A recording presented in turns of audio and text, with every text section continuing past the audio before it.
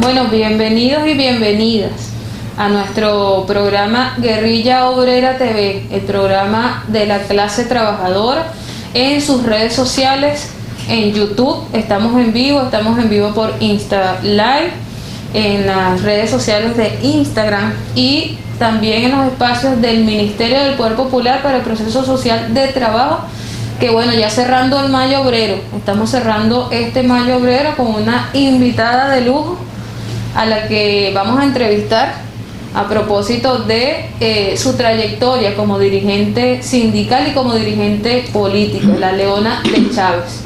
Para dar inicio a esta entrevista, queremos informar que hemos tomado todas las medidas de bioseguridad, garantizando el distanciamiento social a propósito de las medidas con el COVID-19 y como lo ha orientado el presidente obrero Nicolás Maduro, y por eso para realizar esta entrevista, vamos a proceder a retirarnos el tapabocas.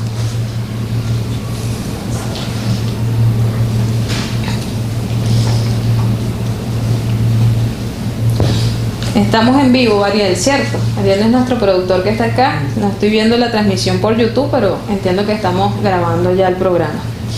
Bienvenida, María, la Leona de Chávez. Muchas gracias por atender este llamado. Muchas gracias por acompañarnos a este espacio, que es un espacio de los trabajadores y las trabajadoras, que nació ya hace un año como parte de la política de formación del Ministerio del Trabajo, un espacio para que los trabajadores podamos también tener un espacio de comunicación popular y bueno, hacemos uso de las herramientas que nos ha dispuesto la revolución, que ha dispuesto el avance tecnológico.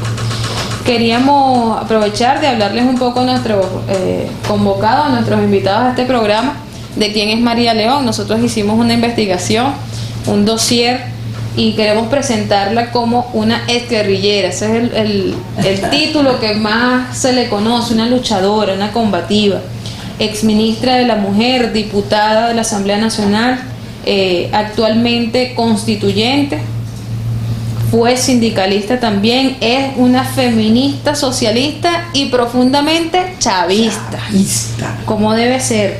María, gracias nuevamente por atender a esta invitación muy valiosa para la tarea de formación del movimiento sindical, y queríamos comenzar preguntando sobre tu experiencia como dirigente sindical. Cuéntanos qué edad tenías, cómo fue ese proceso que te llevó, que te convocó a ser parte de ese rol tan importante y tan novedoso en el caso de las mujeres, aún en estos tiempos. Cuéntanos, María. Bien. Un abrazo chavista para todas y para todos. Bueno, a mí me mandó al movimiento sindical el PCB, el Partido Comunista. Sabes que yo milité en ese partido 50 años y militaría todavía si no llega Chávez. Chávez dijo para el PCV y Chávez es y será mi líder eterno. Bueno, el partido, yo era una dirigente de las mujeres, del cooperativismo, de los barrios, y tuve una lucha contra los Salas Roemer en el movimiento cooperativista, porque ellos se adueñaron del movimiento y le dieron una orientación distinta. Entonces tuve 2 años denunciándolos y peleando, y el partido dijo: María, ¿cómo vas a estar desgastándote ahí?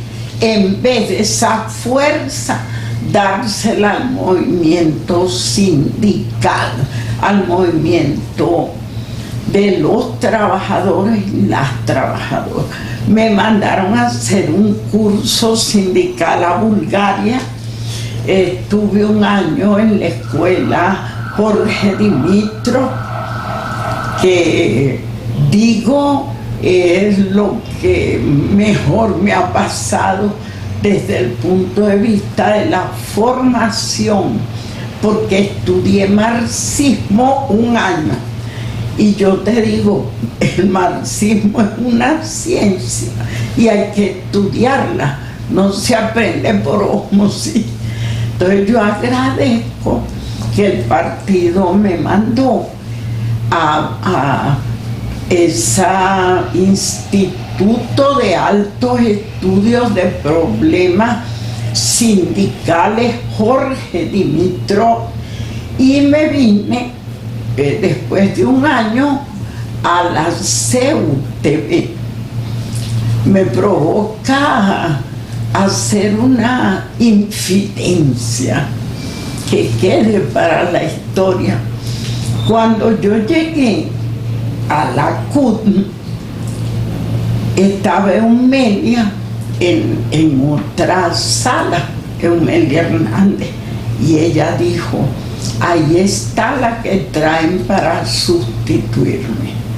Mira, aquello me ocasionó a mí un dolor tan profundo que dije: yo no voy a trabajar en las mujeres, porque será el celo de ella tan bella. Y entonces yo dije, cuando vinieron a hablar conmigo, no, yo no voy a trabajar en las mujeres, porque oía un médico, ustedes me ponen en otra cosa. Yo me había especializado en salud de los trabajadores y pedí que me ubicaran en el Departamento de Salud y Trabajo, que lo dirigía un veterano dirigente sindical, y me quedé allí 17 años en el Departamento de Salud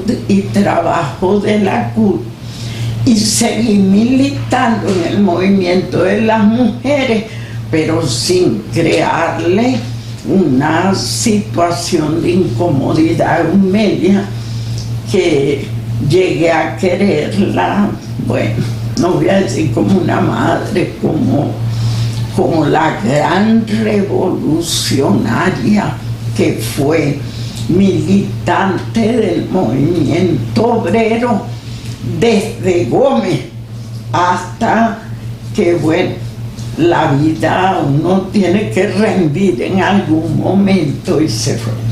Bueno, entonces me quedé en el Departamento de Salud y Trabajo, y tangencialmente con ella, pero bajo la dirección de ella, en el movimiento de las mujeres trabajadoras. Bueno, mi experiencia en salud y trabajo fue maravillosa.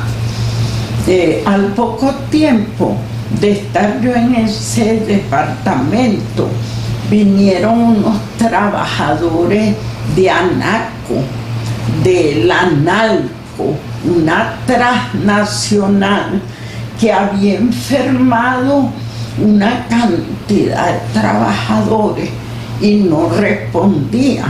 Y cuando la junta directiva reclamó, la despidieron toda. ¿En qué año fue eso, María, para ubicar un poco el contexto? ¿Qué edad tenías en ese momento? Yo empecé mi trabajo sindical a los 40 años. Y tuve 17 ahí, bueno, hasta que llegó Chávez. Porque cuando llegó Chávez me dio la tarea de las mujeres y ya yo me... Al final se cumplió el temor de Amelia. Para lo que ellos me trajeron, era verdad. Ellos querían sustituir a Amelia. Y entonces me iban a poner a mí, ella lo dijo como un crecer, un sol, esa mujer, el carácter, la experiencia, la consecuencia.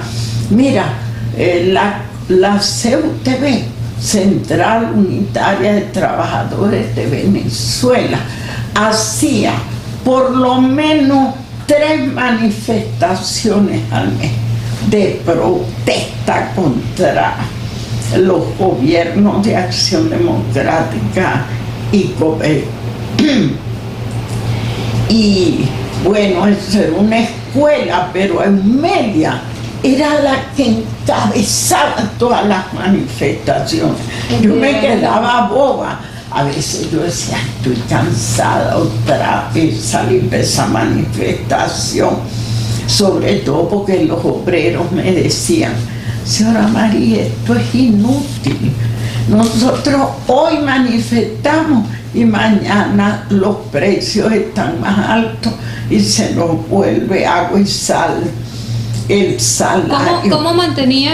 Porque eso es un buen punto. La CUTV de la división de la CTV, después de haber Sí. sido tomada y secuestrada por Acción Democrática y COPEI. Así Las es. tendencias de izquierda, el PCB, fundan la CUTV y con ella se conforman otras 4 sindicales más en esa época en el país. ¿Cómo eso que tú dices, el trabajador se movilizaba? Un poco también porque esto es una En escuela. protestas. Se movilizaba, pero cuando sentían que no podían, ¿cómo hacía el liderazgo para levantar el ánimo nuevamente del obrero? Bueno, yo pienso, me gusta esa pregunta,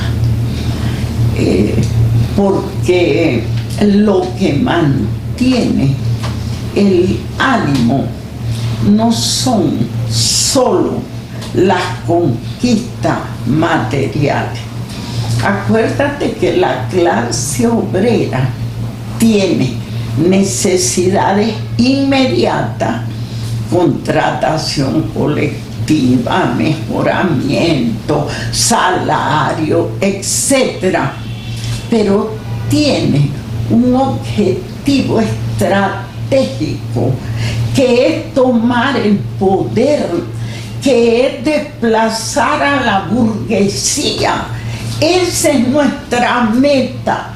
Y cuando tú estás convencido que tu papel histórico como clase obrera es desplazar a la burguesía del poder y tomarlo y conducir una nueva sociedad, que es la sociedad socialista, tú vas a actuar distinto, porque aunque tengas golpe, aunque venga la policía como nos venía a nosotros, planazo, preso, muerto, y nosotros de todas maneras ahí. ¿Por qué? Porque estábamos seguros de algo que yo quiero que les quede a las trabajadoras y a los trabajadores. Estamos y estábamos seguros que vivimos una época privilegiada.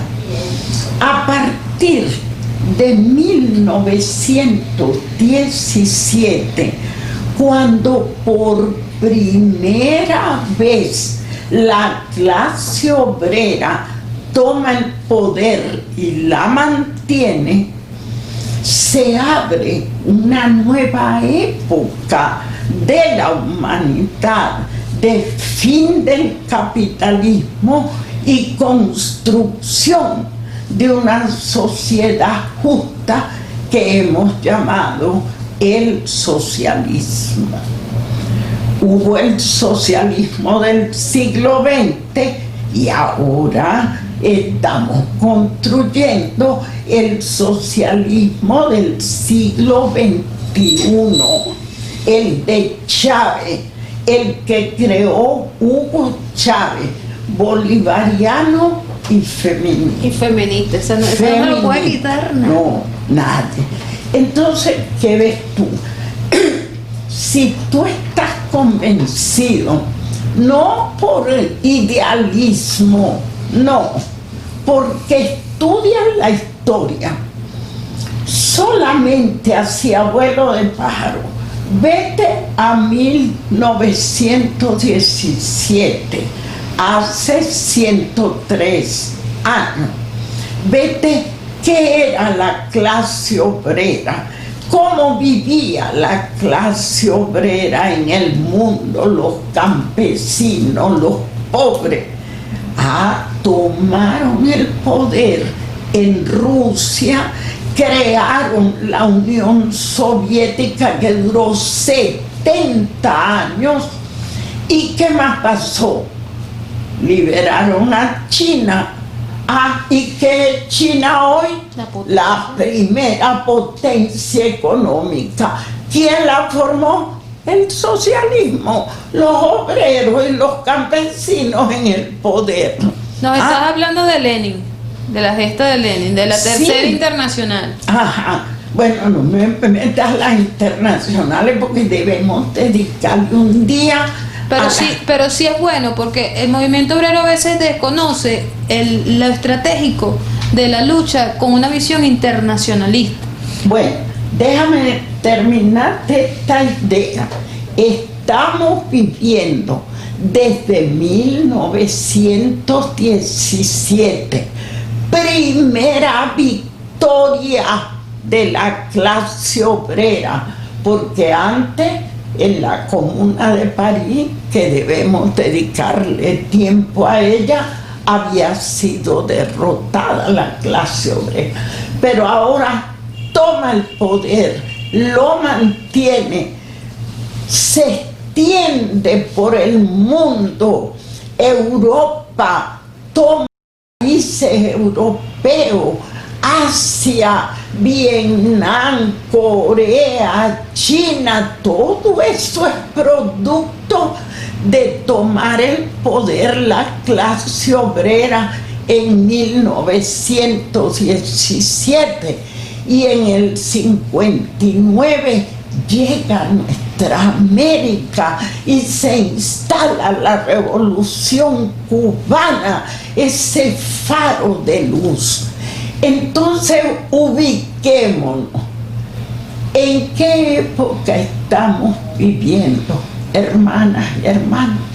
En la época de transición del capitalismo al socialismo. Si estás convencido y convencida de eso, porque te lo enseña la historia, la experiencia, dígame ahorita, solamente ver el coronavirus y cómo actúan las personas formadas en el socialismo, ayudando 120 países, y Cuba, China y Rusia, desplegados por el mundo ayudando. Y el capitalismo con Trump abriendo fosas comunes y quitándole el auxilio a los ancianos. Entonces eso te da una muestra clara que el proceso que empezó en 1917 con la primera victoria de la clase obrera, los campesinos y los soldados, se ha extendido 103 años y hoy es un ejemplo.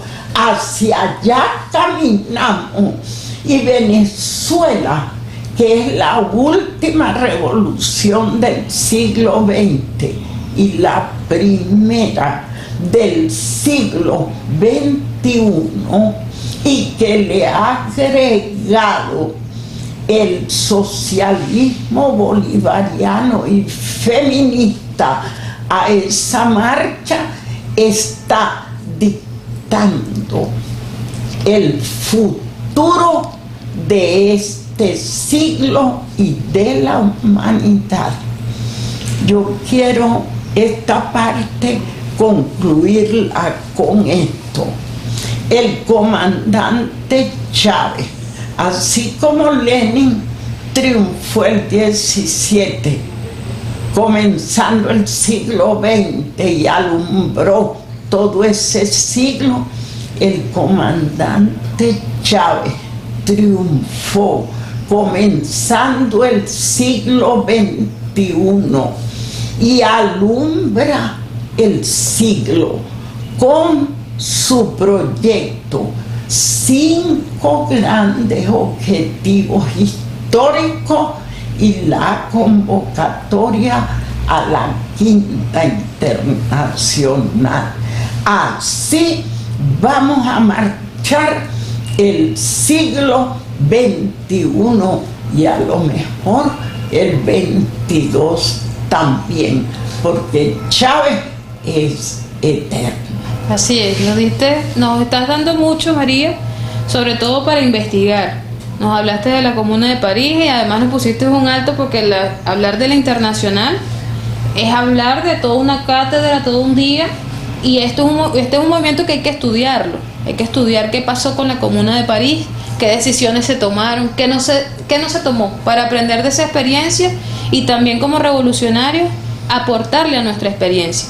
Nos pones un reto, nos muestras la experiencia de Lenin y nos hablas de la convocatoria a la Quinta Internacional. Recientemente tuvimos un encuentro de los trabajadores y trabajadoras, un encuentro internacional en el marco del Foro de Sao Paulo, el año pasado, y el discurso del presidente Nicolás Maduro, presidente obrero, que además esto hay que destacarlo también. Por cierto, aprovecho de preguntarte, recuerdo una vez que el presidente dijo que tú le habías dado clase como dirigente sindical, quisiera que nos contaras un poquito de esa experiencia también, pero para cerrar este comentario a propósito de lo que nos decía, debemos investigar, yo lo pondría como una tarea que nos da, leamos la Comuna de París, investiguemos sobre la Comuna de París, parte de la autoformación y de la formación.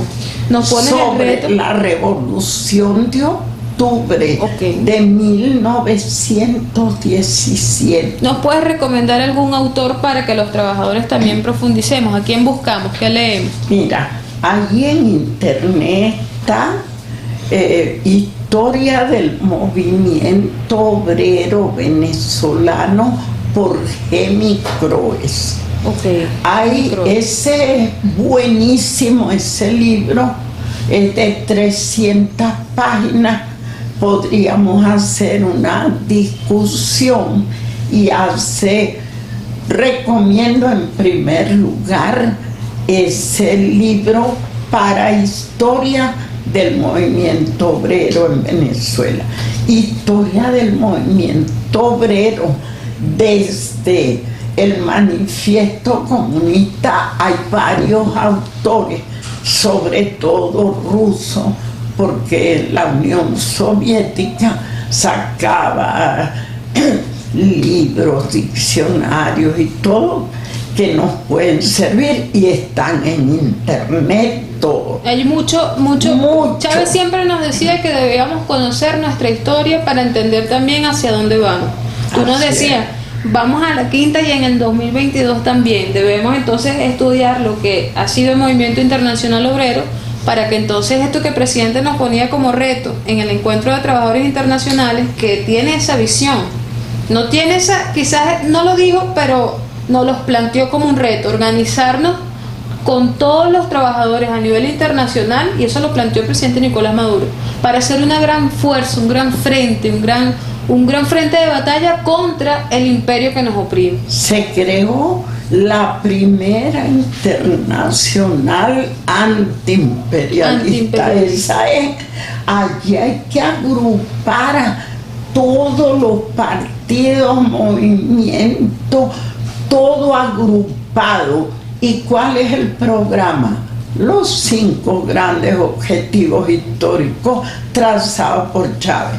Porque es distinto el plan de la patria a los 5 grandes objetivos, porque el plan de la patria se desarrolla de acuerdo a los 5 grandes objetivos, pero los 5 grandes objetivos tienen una proyección de siglo.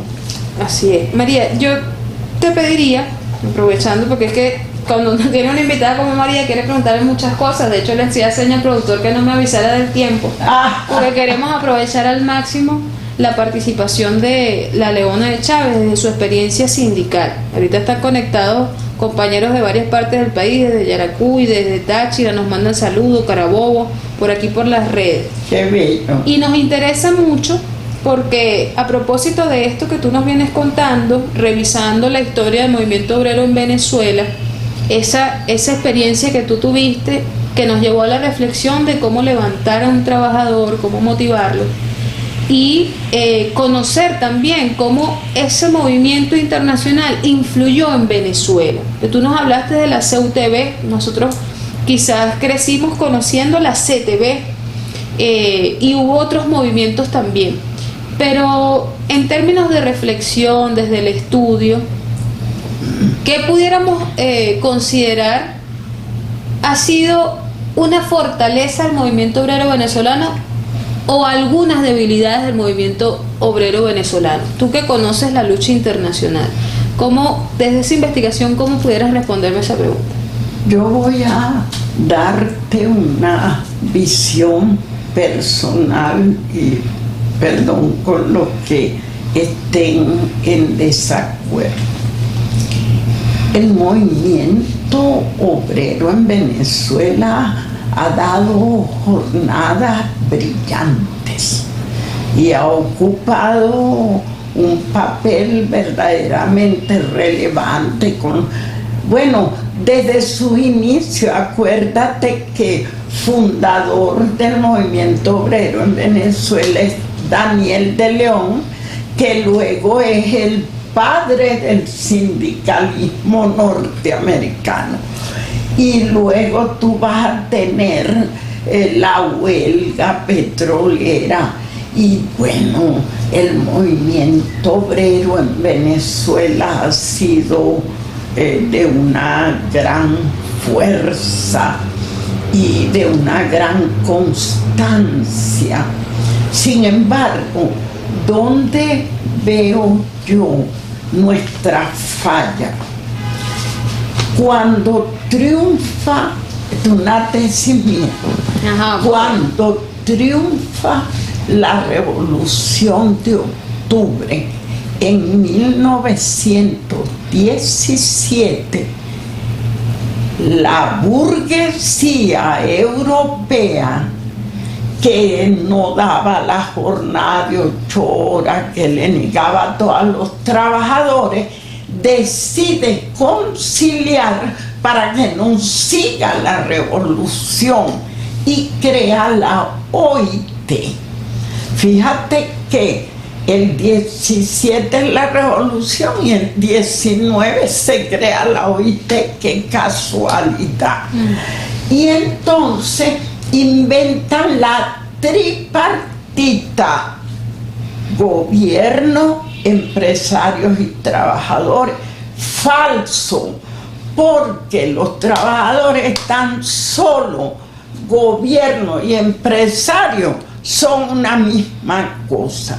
Entonces la tripartita y la OIT lo que hicieron fue lograr legalizar los sindicatos, pero quitándoles la parte política. Si legalizó el sindicato puede hacer huelga, puede pelear, pero de política nada. ¿Y cuál es el objetivo estratégico de la clase obrera? La toma del poder.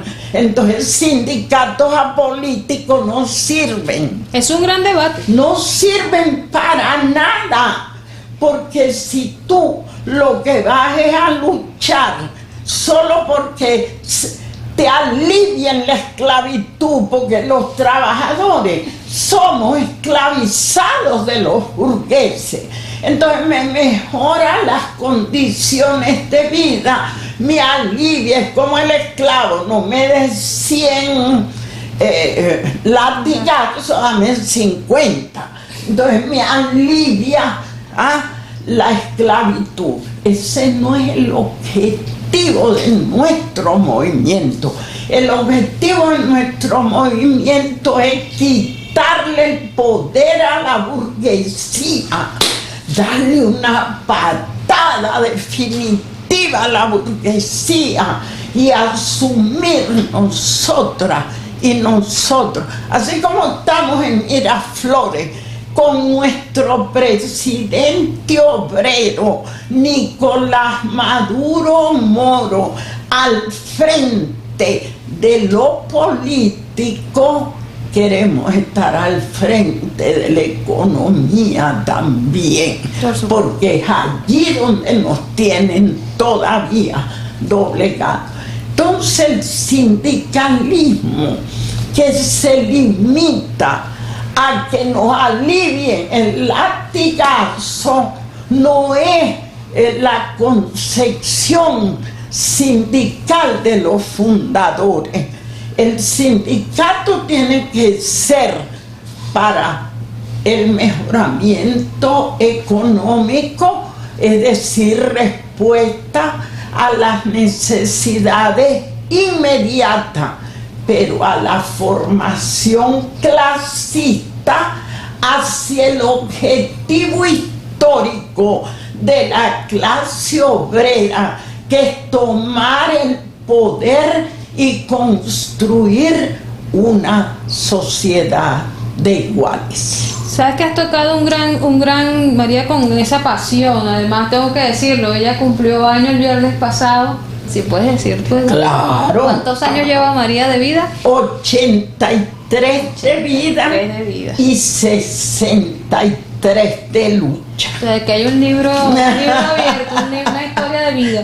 Y fíjate que abres un tema bastante interesante que nosotros, incluso desde nuestra poca experiencia, no tengo 60 años, pero tenemos algo aprendiendo, siempre nos encontramos con ese dilema en algunos dirigentes, aun y cuando son camaradas y revolucionarios, nos decían, no, el sindicalista no debe meterse en política. Muchacha, el sindicalista tiene que buscar lo reivindicativo, el salario. Tú me explicabas una vez que al final esa división terminaba reduciendo el papel del sindicato a un papel netamente economicista, donde se debatir solamente el valor de la fuerza de trabajo.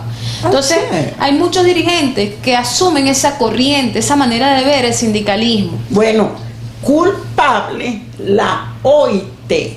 Fíjate, ese tripartismo recorrió toda la humanidad, ni siquiera los países socialistas lo denunciaron.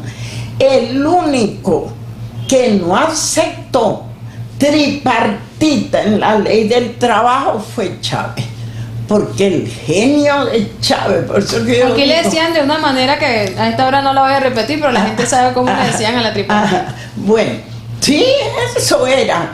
Bueno, Chávez ahí no aparece. Hasta ahora la tripartita aparece en todo, pero es una máscara, una hipocresía. Los gobiernos, como dice el manifiesto, no son sino juntas de administración de la burguesía. Entonces, patrono, gobierno y trabajador. Y dígame si los trabajadores están vendidos, entonces peor. Bueno, ¿no? Un gran dilema ético con respecto a muchos temas, ¿no? Pero sí, que es importante. O sea, la ética del dirigente. Y sí, yo aprovecho ahí porque, fíjate, es parte de lo que nos interesa a nosotros también. Decía, la lucha reivindicativa, pero también la lucha política. El presidente nos puso un reto que lo aprobamos en la Asamblea Nacional Constituyente, aun y cuando ya venían conformándose por vía oficial o de Gaceta, que son los consejos productivos de trabajadores y trabajadoras. Los CPT. Los CPT. Los CPT te decimos nosotros, trabajador y trabajadora, para que siempre la mujer aparezca y esté presente. Algunos homologan todavía es un debate que tenemos aquí. Chávez hizo esto. Ley Orgánica del Trabajo, Trabajador y Trabajadora. Y nosotros a esto le agregamos CPTT, Trabajador y Trabajadora, como además tú lo has enseñado a nosotros. La mujer siempre presente. Y en ese reto de conformar los CPT, al menos la experiencia que nosotros traemos y que nos gustaría desde tu reflexión, tu aporte teórico, político, cómo contribuir a entender el papel que nos ha dado el presidente como un líder obrero, porque al menos así lo asumimos varios compañeros, de los consejos productivos de trabajadores, del sindicalismo reivindicacionista histórico, que no niega el sindicalismo revolucionario, que sí entiende de las luchas políticas, pero que además le suma una nueva forma de organización, que son los consejos productivos de trabajadores, para empoderarnos de lo económico. porque la estrategia del presidente está sumamente clara. Es cómo la clase obrera se organiza en torno a lo productivo, ejerce control del proceso productivo y garantiza además la gobernabilidad de lo económico.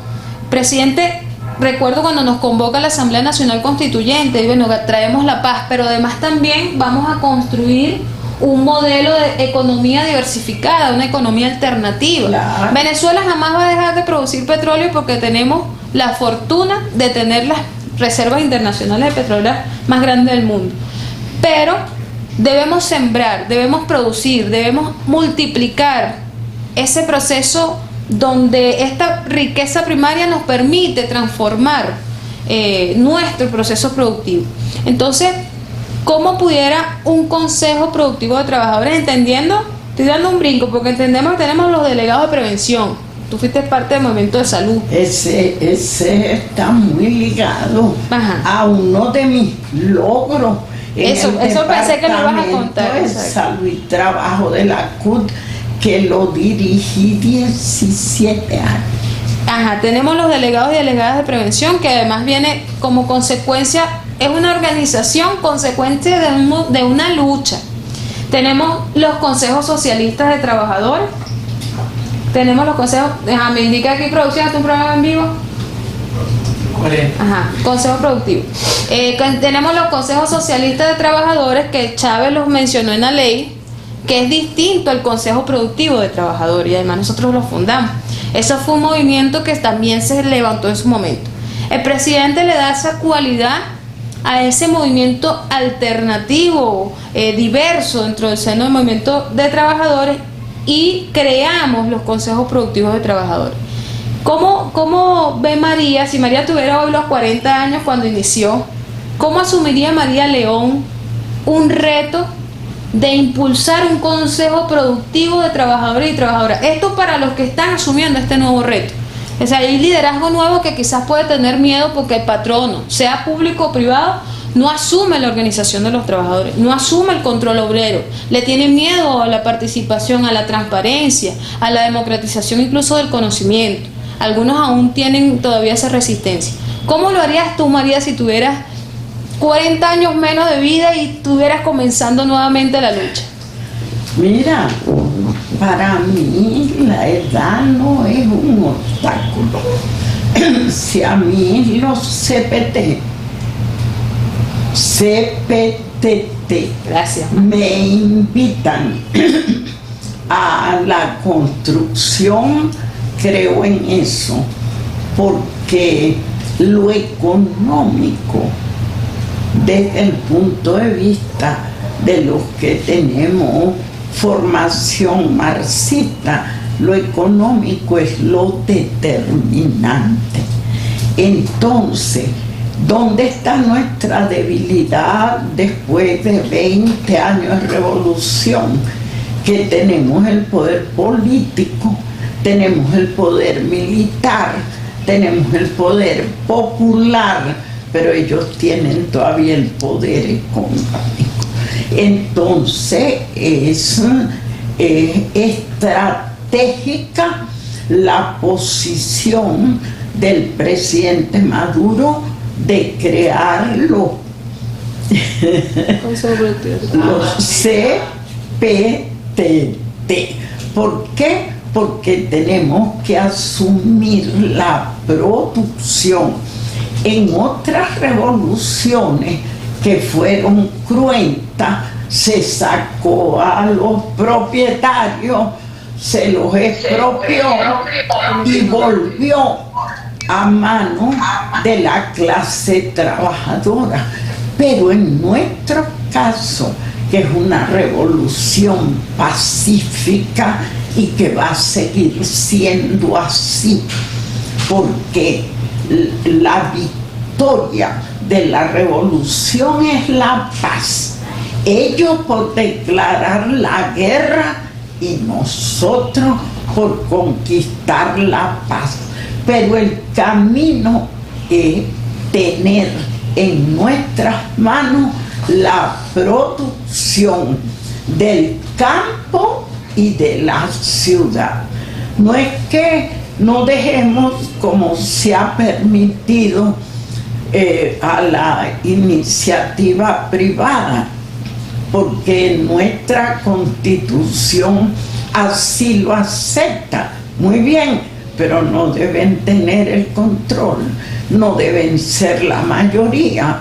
La mayor parte de la producción y de la economía debe estar en las manos de los trabajadores y las trabajadoras venezolanas. Un tema bastante, siempre trae posturas, debates profundos, incluso a todo nivel y en toda instancia. Y son posiciones, a veces hay gente que confunde un poco el tema del emprendimiento y se asume de una clase. Ahí yo menciono esto porque hay un fenómeno que me gustaría que quizás mencionáramos algo, habláramos algo de lo que hablan del desclasarse. Hay gente que habla de la clase media, yo creo que no, que hay dos clases, que eres de clase obrera o eres de la burguesía, eres de la clase burguesa. Entonces, muchos compañeros me decían, bueno, el CPT efectivamente orientado a empoderarse del proceso productivo, como planificador, como buen administrador, porque eso es parte incluso de nuestro proceso de formación, María. Hay gente que cree, hay compañeros que creen que los obreros no pueden tomar las empresas o no pueden tomar el poder de administración porque dicen que lo han hecho mal en algún momento. Y nosotros a eso le respondemos con más formación. Debemos prepararnos bien para administrar, porque tomar el poder de la clase obrera en el proceso económico, hay gente que cree que no lo sabemos, pero parte por hacer más rentable, más productiva una empresa. No es destruir una empresa, sino que la diferencia en nuestro entender radica en garantizar el proceso productivo, en limitar el proceso de explotación y la justa distribución de la riqueza, que es lo que no pasa cuando el dueño de capital se apropia de la riqueza de todas y todos. Pudiéramos nosotros aproximarnos a responder eso, o sea, en qué consiste el poder de la clase obrera en materia del control de lo económico y cómo eso responde a lo que es el socialismo. Bueno, hay muchos mitos. Hay un libro de Pascualina Curcio que tú la debes haber entrevistado aquí. Todavía no. Bueno, hay que hablar con ella porque ella desmonta en un libro todos los mitos que hay de que somos flojos, lo desmonta, de que no producimos, que todo lo que comemos es importado. Todo eso es mentira. Son mitos creados en contra de un pueblo que ha demostrado una grandeza impresionante. Yo tomo una sola empresa, la electricidad. La electricidad de Caracas era de los Zuluaga, pasó a manos del Estado y gracias a eso nosotros tenemos luz que da gusto, porque en otros países la luz es carísima, pero aquí, como es del Estado, ahí está, no ha quebrado, le distribuye equitativamente. ¿Rinde quién? ¿Quién hace el trabajo? Pues los trabajadores son los que garantizan eso. Ay, no está Zuluaga, gracias a Dios. Los capitalistas son innecesarios como capitalistas. Pueden ser útiles como seres humanos. Igual que tú, igual que yo. Ellos no tienen nada más que él y que tú y que yo. Son seres humanos, pero el capitalismo le crea una aureola, ¿no?, que viene desde la colonia. ¿Quién les creó esa aureola de grandeza? El Señor, el amo. La esclavitud, la colonia. Bueno, nosotros tenemos que barrer la colonia.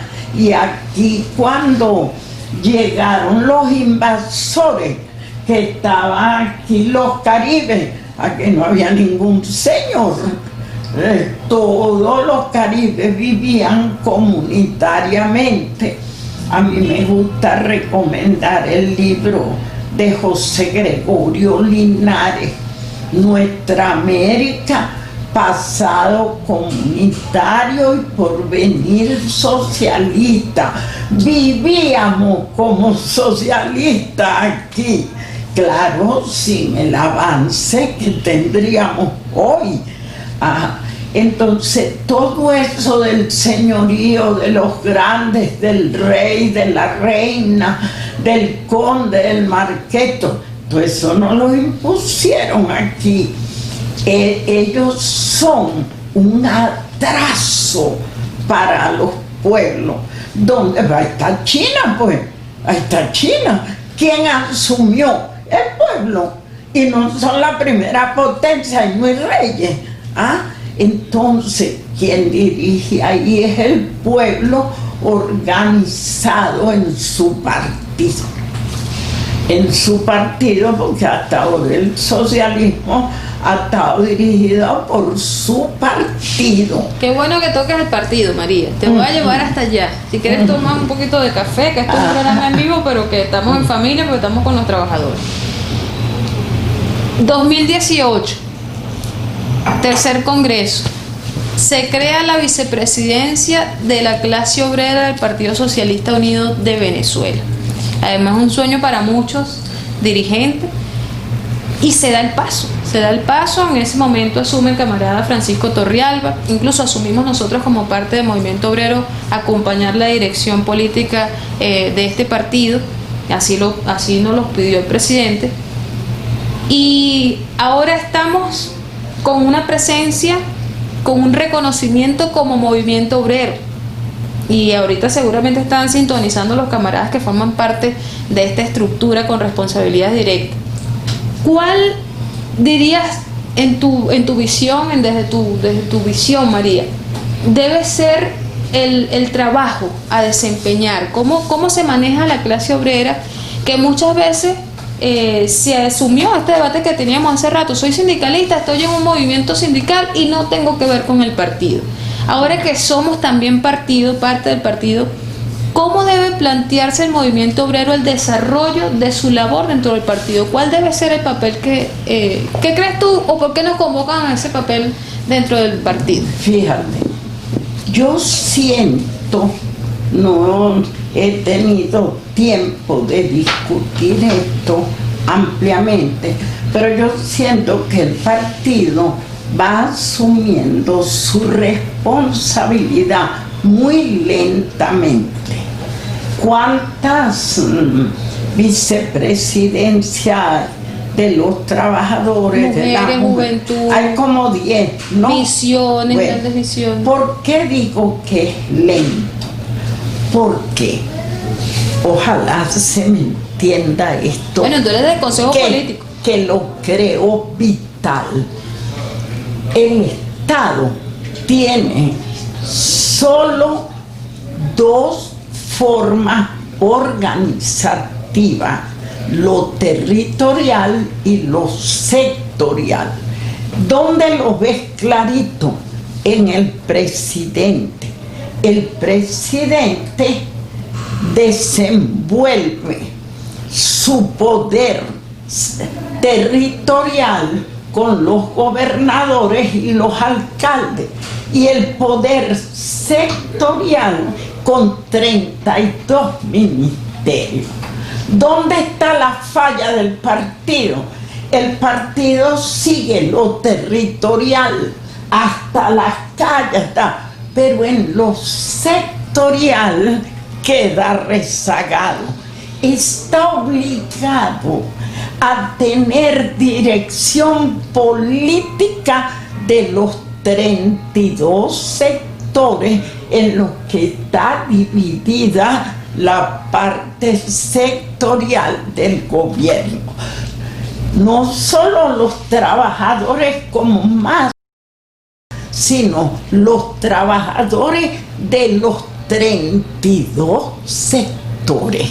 ¿Ve? Porque ¿cómo puede ejercer el partido, la dirección política, si no especializa a los dirigentes. Entonces, tiene una vicepresidencia de mujeres que tiene que ver con el Ministerio de la Mujer y todo el movimiento de mujeres. Perfecto. Y la sociedad, incluso el sistema judicial, va amoldándose a su área. Bueno, eso lo tiene que hacer el partido en los 32 sectores ministeriales. Para el partido, si el Estado tiene organización territorial y sectorial, el partido, que es el que dirige, debe dirigir políticamente, tiene que estar organizado territorial y sectorialmente. Esa es mi propuesta. Tu propuesta, ¿no? Y es interesante porque además que hemos conocido la experiencia de la vicepresidencia y planteábamos nosotros también, y así viene trabajando el camarada Torrealba, que en cada centro de trabajo debe haber una expresión de la organización política de los trabajadores, en cada territorio, o sea, que podamos identificar en el territorio la organización del militante que se asume en las tareas propias de la vicepresidencia de la clase obrera. Es un poco responder al desafío de sumarse, siendo parte del movimiento obrero, a militar en un partido, que no es solamente, nosotros tenemos la experiencia de las RAS, una organización altamente impresionante de cómo nosotros tenemos una capacidad de despliegue y alcance y atención en el territorio. Y parte de esa tarea está la formación. Yo siempre he creído, yo le agrego a esa tesis que tú manejas, la visión que tenemos, pues, de que el movimiento de trabajadores tiene que ayudar a incrementar el sentido de clase a todo nivel, en todos los sectores, sea con comunas, sea con juventud, a todos los niveles, y esa debe ser parte de nuestra labor dentro del partido. Esa es clave, la conciencia de clase. Tú lo dijiste hace rato, no hay clase media, hay dos clases en la sociedad. En Venezuela la oligarquía, porque es mentira que son burguesía, esa pila de malvados que constituyen el poder económico aquí no son burgueses, no han desarrollado. La burguesía desarrolla, inventa, ellos no, ellos chupan, viven, especulan.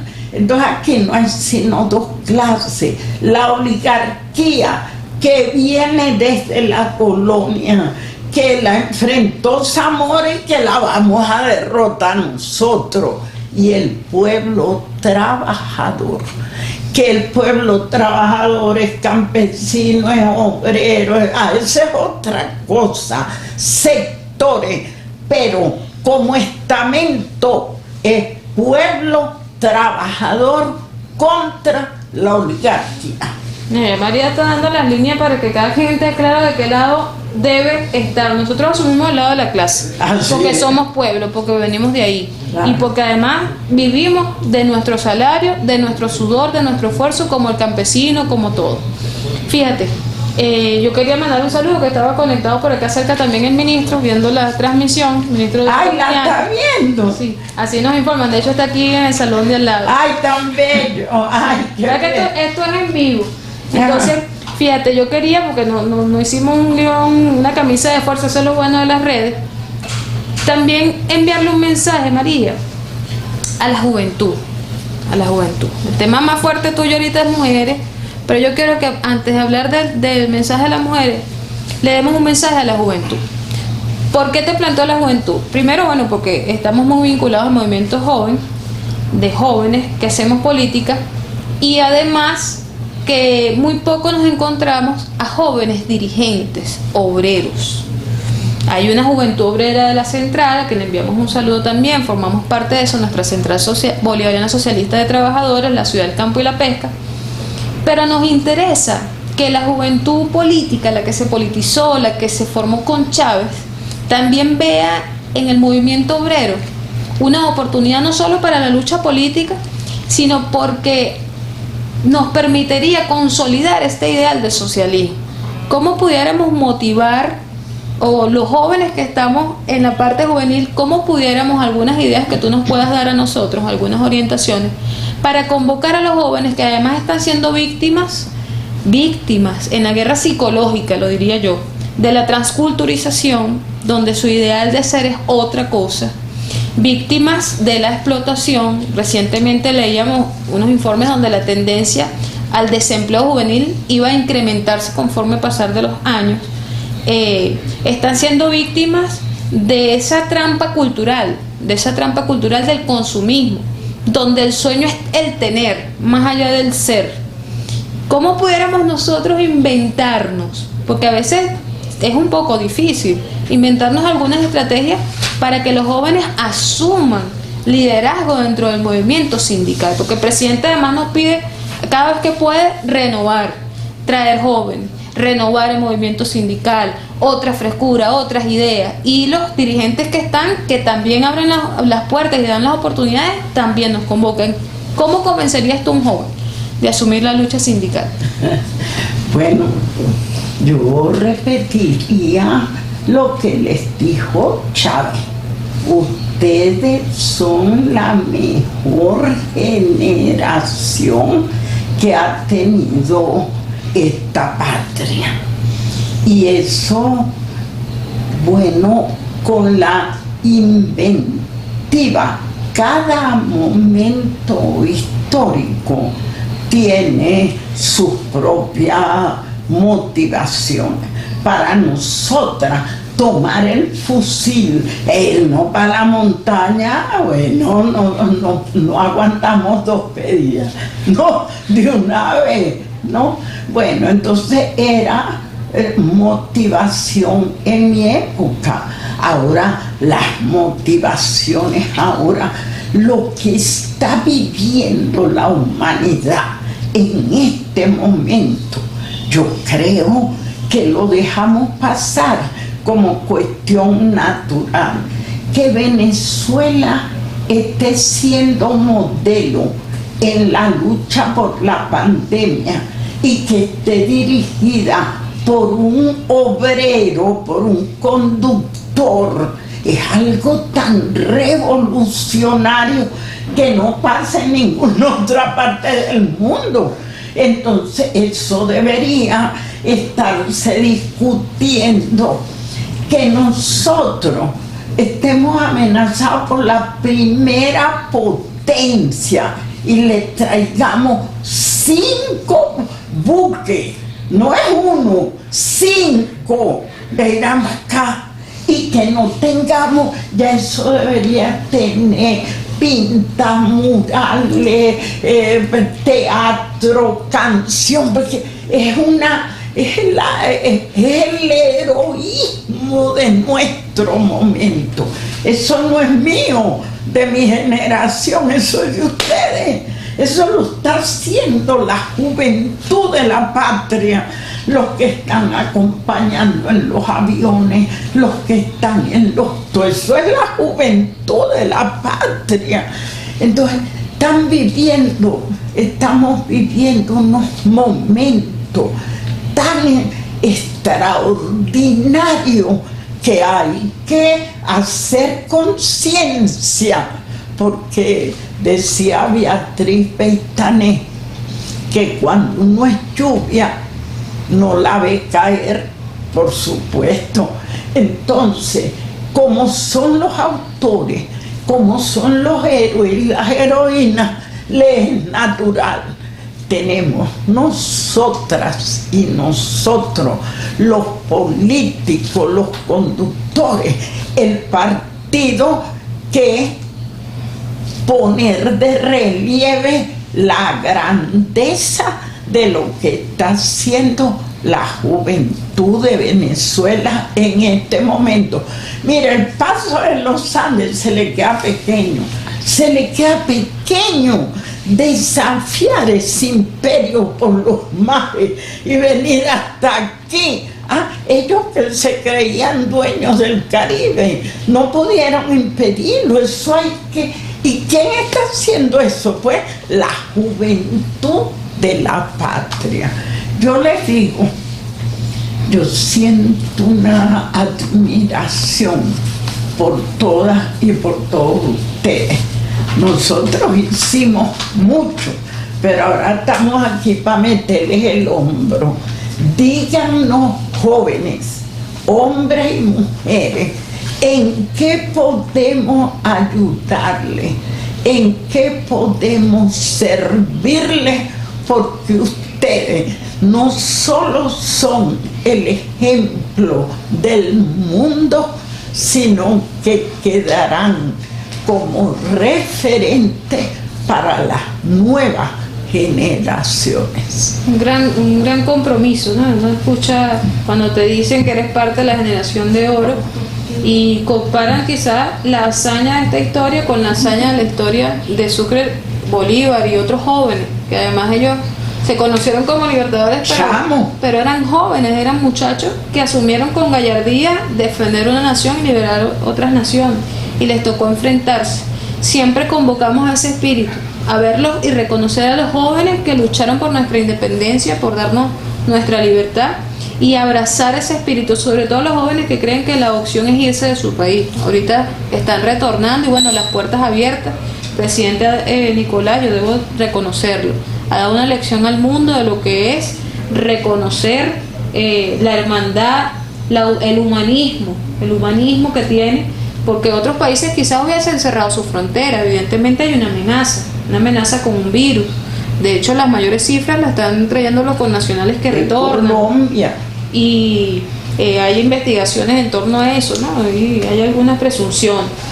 Efectivamente, los jóvenes que están retornando debemos retornar asumiendo el reto de hacer mejor a nuestro país, pensar en la pospandemia, prepararnos para la pospandemia, ser unos mejores trabajadores, unos mejores luchadores, unos mejores venezolanos. Es un mensaje que no podíamos dejar de darle a todos los que han retornado a Venezuela, que además vale mucho dinero invertir en el retorno, vale mucho esfuerzo y mucho sacrificio para los venezolanos que nos hemos quedado y que nos hemos resguardado del coronavirus. Muy pertinente tus palabras, inspiradoras, que además hay que transmitirlo a los jóvenes, este ejercicio de construir proyecto de vida, María. Una vida, el dirigente, el joven que se asume como militante, también tiene que construir su proyecto político de vida. Asumir que luchar por un sector, en un territorio, es dedicarle una vida a la constancia. La constancia como valor para que la juventud se motive, se reanime, se reinvente diariamente y pueda no cambiar sus sueños o vender sus sueños por los de otros. Diosdado siempre nos dice cuando habla con la juventud, a mí me gusta mucho cuando él habla con la juventud, porque nos lleva a la reflexión de que debemos mantener la ética y la moral. Debemos mantener la ética y la moral para hacer política. Que nadie nos compre la conciencia, que nadie nos haga una oferta innecesaria, sino que nosotros nos mantengamos firmes defendiendo nuestros ideales. Y eso es algo que hay que reforzar en la formación del joven. Yo dejo como último tema, porque ya estamos cerrando nuestro programa en vivo, un tema muy, muy especial para ti, pero para mí también como mujeres. Porque además ha sido un reto que siempre nos han colocado, nos han puesto una tarea desde jóvenes de motivar, promover y fortalecer el movimiento de las mujeres trabajadoras. Yo te voy a hacer una pregunta porque tú vienes desde hace rato incentivando un gran debate sobre el valor del trabajo de la mujer, del hogar y su impacto en el PIB. Y a propósito de que esto es un espacio para la formación de los trabajadores y trabajadoras, de los dirigentes, ¿cómo podemos nosotros como dirigentes sindicales, como dirigentas, además la mujer que asume la lucha obrera, que no la tenemos fácil, que nos toca enfrentar la misoginia, que nos toca enfrentar el machismo, que nos toca enfrentar la violencia detrás en el hecho político, que nos toca asumir con fuerza, sin dejar de ser mujer, ese reto de levantarse y decir, soy una líder sindical, soy una dirigente obrera, creo en las luchas de las trabajadoras? En este ejercicio de presentarnos a nosotros la tesis que se maneja como constituyente, como movimiento feminista, de cómo es que incide el valor del trabajo del hogar en el PIB, también coméntanos cómo las mujeres también podemos hacer para insertarnos en la lucha obrera sindical y no morir en el intento. Bueno, siempre la cuestión sindical ha estado dirigida por los varones, por aquello de que la fuerza laboral principal eran hombres, y poco a poco fue insertándose la mujer. Pero fíjate de qué manera se insertó. Las labores que hacía en la casa, la salud, por ejemplo, la educación, es decir, todo lo que ella hacía en la casa se trajo a la sociedad. Entonces, maestra, médica, enfermera, o sea, se trasladó. Y lo fuerte, o sea, la ciencia, la economía, todo eso siguió estando en manos de los hombres. Hay que hacer un cambio en ese sentido, porque hay hombres que hacen maravillosamente bien las labores domésticas y hay mujeres que hacen maravillosamente bien las otras labores. Eso no es un atributo del sexo. Hombres, por ejemplo, los chefs, fíjate que se destacan en la cocina y tú tienes el prejuicio de que cocinar es tarea de mujer, es un prejuicio, ¿no? Bueno, tenemos que ir luchando contra toda esa mentalidad colonial, porque tú y yo y todas y todos fuimos formados por la mentalidad de los colonialistas, y la cultura nuestra judeo-cristiana y greco-romana nos la trajeron y la impusieron.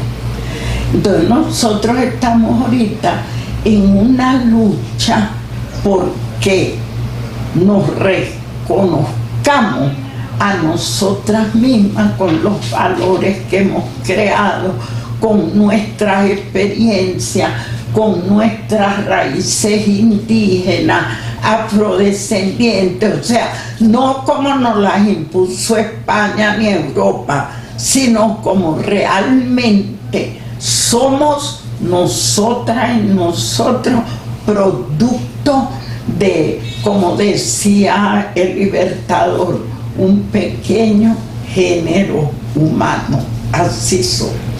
Bueno, en esa visión que es bolivariana y chavista, es que se enmarca el reconocimiento al valor económico del trabajo doméstico, del trabajo de las amas de casa.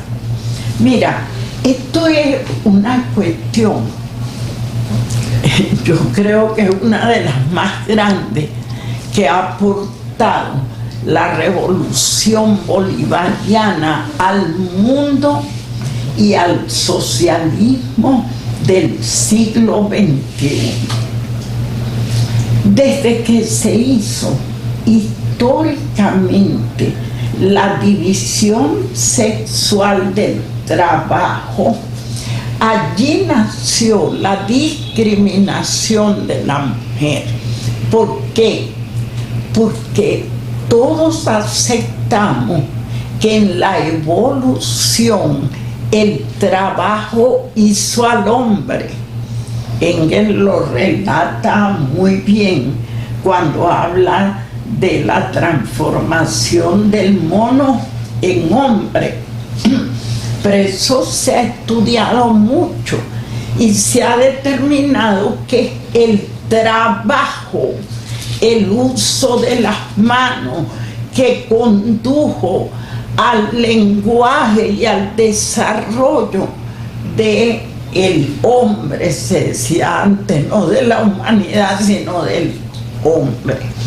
Pues bien, si el trabajo hizo al hombre y lo que la mujer ha hecho históricamente no es trabajo, es lógico que se la viera como la veían los griegos, ese hermoso animal de cabellos largos e ideas cortas. Era subhumana y así fue tenida por la cultura grecorromana y judeocristiana como subhumana. ¿De dónde partió? De que ella no hacía nada. Ella estaba en el hogar lavando, planchando, cocinando, barriendo, cuidando a los viejitos, los animales, pero eso no era trabajo, eran oficios del hogar, tareas del hogar. ¿Qué era trabajo? Lo que hacía el hombre que salía a la calle, producía y venía a mantener a la mujer y a la familia, o sea, ella era una mantenida. Fíjate todo lo que se fue creando históricamente.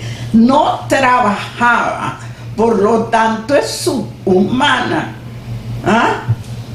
Era una mantenida. El hombre salía, trabajaba y la mantenía porque ella no producía, su trabajo era improductivo.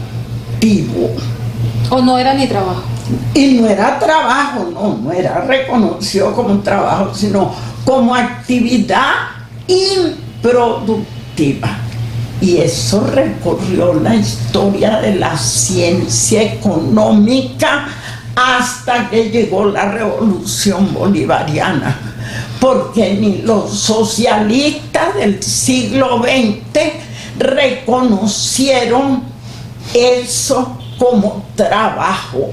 Dijeron que era labor reproductiva, es decir, la labor de la mujer era reproductiva porque ella reproducía la mano de obra del marido que venía de la calle, del trabajo, y reproducía la mano de obra futura porque varía.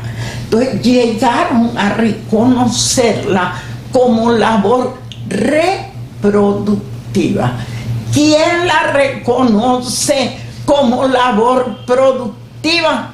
La Revolución Bolivariana en el artículo 88, cuando dice el trabajo del hogar produce valor agregado, riqueza y bienestar social.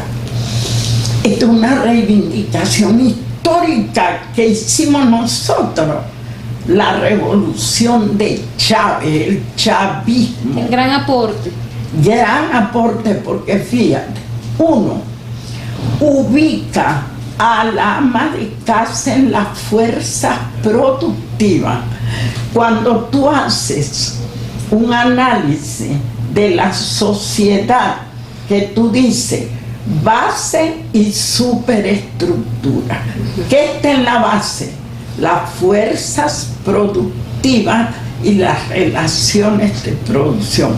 Pero ¿quiénes conforman las fuerzas productivas? Los trabajadores y trabajadoras asalariados. Y la Revolución Bolivariana incorpora a las amas de casa a la fuerza productiva. Es un cambio que no lo asimilan, no lo entienden. No lo entienden. ¿Quién no lo entiende? Nuestros economistas. ¿Cómo es posible que diciendo la Constitución que el trabajo del hogar produce valor agregado, riqueza y bienestar social, para el INE las amas de casa son población económicamente inactiva. ¿Cómo es eso? O crees en esa constitución o rómpela, pero tienen que poner lo que la constitución dice. Y aquí el INE dice que 3 millones de amas de casa son población económicamente inactiva. ¿Un error técnico o un error político? Bueno, de todo, es sobre todo apego a los prejuicios, a la costumbre, a lo que los economistas establecieron. La realidad te está enseñando otra cosa. La Constitución te enseña otra cosa, pero no lo puedes aceptar. ¿Comprende? Bueno, esta es una discusión universal, pero ¿quién ha llevado a la Constitución a las amas de casa y las ubica en la fuerza productiva? Es Chávez, en la Revolución Bolivariana, y es el artículo 81.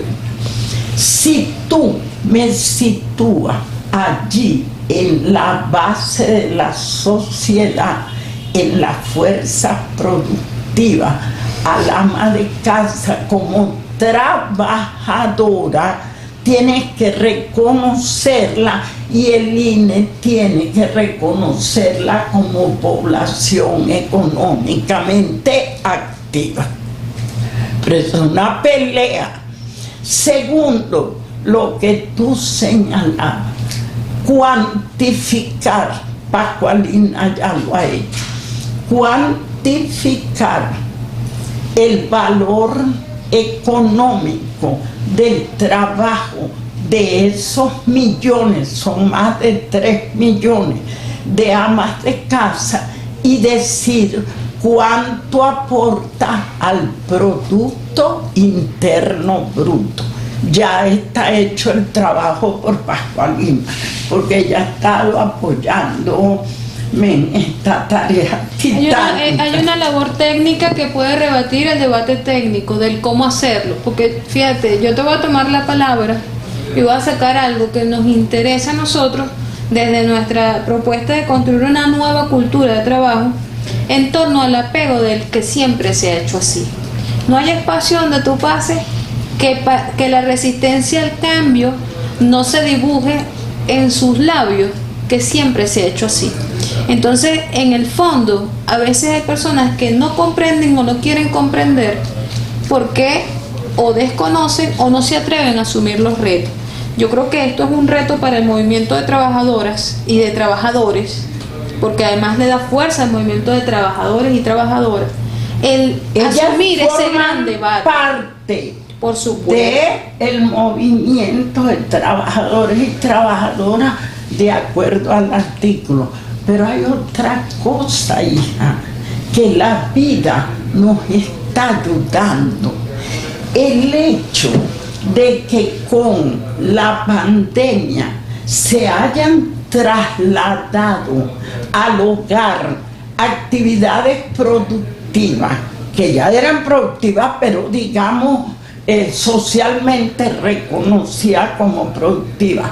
La educación, no está yendo a la escuela, es en la política educativa del Estado se está desarrollando. ¿Dónde? En las casas. La política de salud del Estado, ¿dónde se está desarrollando? En los hogares.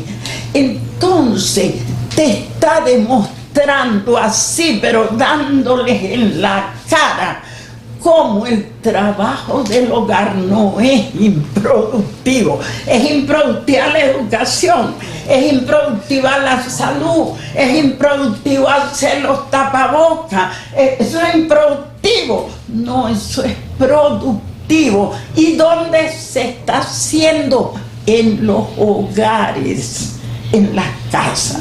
Tenemos el argumento fundamental para demostrar que el trabajo del hogar es también trabajo productivo y que aporta al Producto Interno Bruto. Una gran tesis, María. No, esto es una maravilla. Y es el aporte de la revolución. Claro. Es la base del socialismo feminista.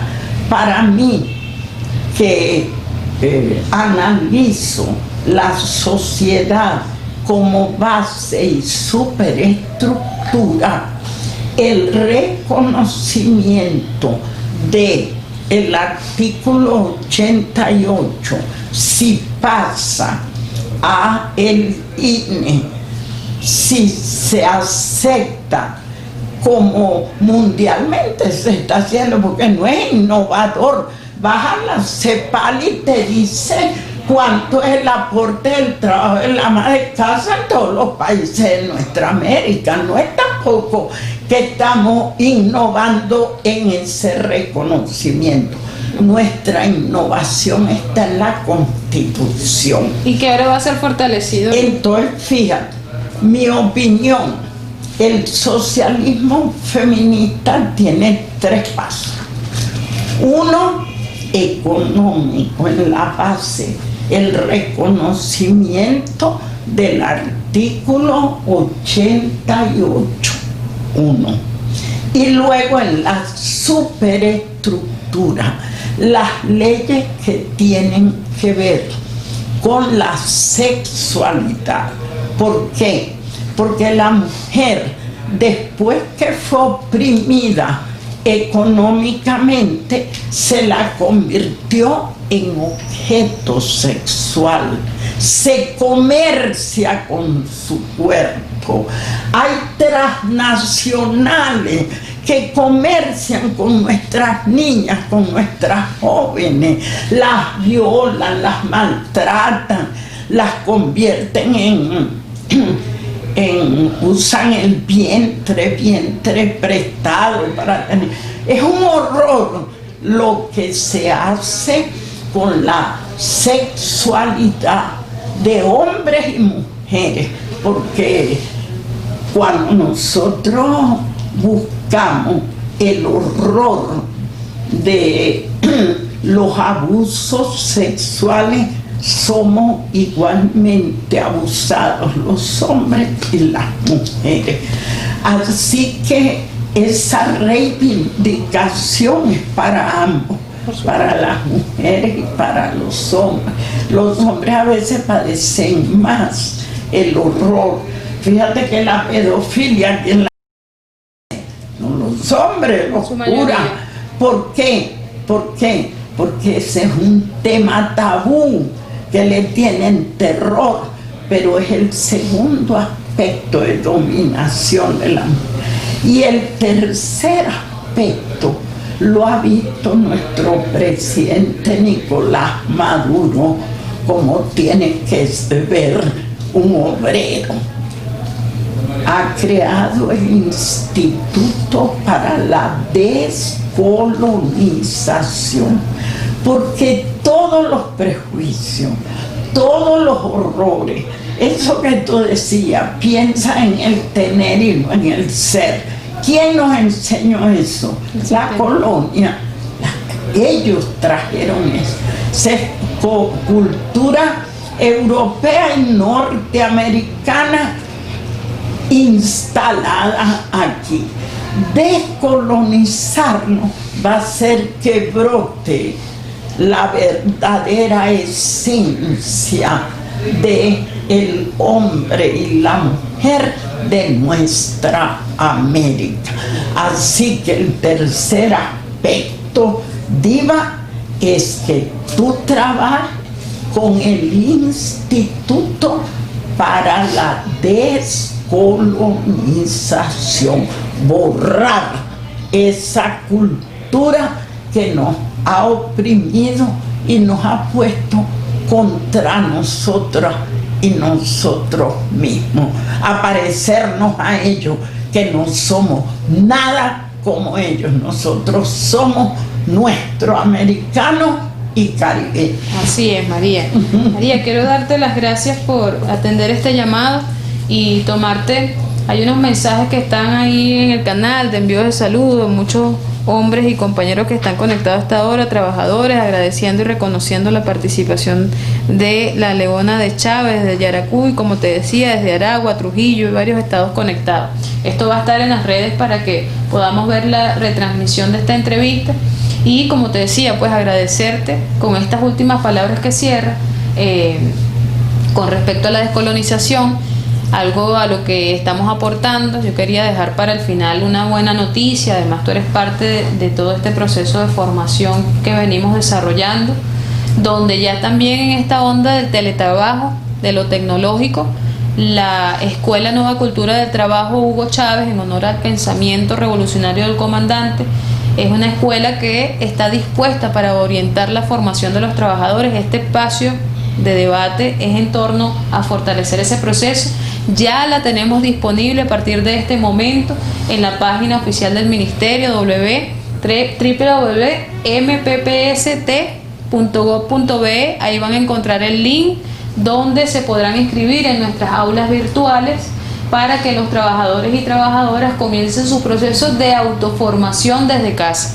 Entre trabajo y producción no hay contradicción, pero ese aprovechamiento del tiempo, del espacio, lo estamos incentivando para que los trabajadores fortalezcan y cuando salgamos nuevamente salgamos más fortalecidos, más conscientes y también más capaces. Nuestro gran reto histórico, María, es hacer que nuestro aparato productivo nos libere de una vez de la dependencia económica, y con esa liberación económica también acompañarla de la liberación del pensamiento, esa descolonización que es nuestro gran reto, y estaríamos cumpliéndole al comandante Chávez, haciendo la revolución como él la quería, en la mente, en el espíritu, no solo en el tener, sino en el ser, en profundizar lo que somos, nuestro americano, como decía María. María, muchísimas gracias por tu invitación, por aceptar nuestra invitación. Además, por la invitación al debate, que hace rato que lo teníamos pendiente. En tus 84 años de vida, que esperemos sean miles y miles de años más, seguir compartiendo con la Leona. Nosotros queremos cerrar dedicándote a este tema especial que sabemos que te gusta, porque eres una de las que más lo baila en el mazo dando. Vela, chao. Cerramos con esto. Y nos despedimos entonces. Ahí está, gracias a todo el equipo de producción, a los comunicadores, a los guerrilleros y guerrilleras. Y bueno, nos vemos el próximo viernes a las 11 de la mañana con otro invitado o invitada especial, donde desarrollaremos más temas para la formación de los trabajadores. Muchas gracias, María. De verdad, desde el corazón, gracias. Ahí está. Mañana de sol radiante. Oh, vela, chao, vela, chao, vela, chao, chao, chao. Mañana De sol radiante. Esta es la versión de Venezuela, de Roja. comandante.